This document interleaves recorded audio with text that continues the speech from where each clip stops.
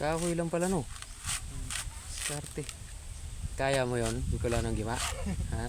Yun pa yun. Kaya mo bunutan yung lubi? Oh ha, pakita mo nga. Okay nga no, gumaan nga, lumiit. Oh, di may panggata na. Okay na. Oh, okay na. Kahoy lang ang ginamit. Ha! Bikola ng Gima. Sinubukan. Masugat ka. Ay, marunong din pala si Bikola ng Gima oh. Wow, ang tibay. Ang tibay oh. Sugat ka dyan. Ay, kaya talaga.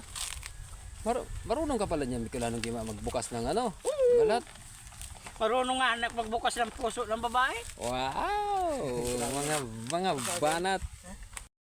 Duwa na load ang Yan o. Pwede pa ito ikarayan o.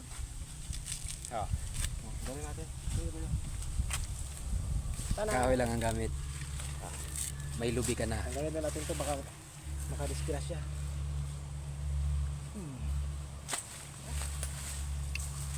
O di may panggata ka na. May nyug na.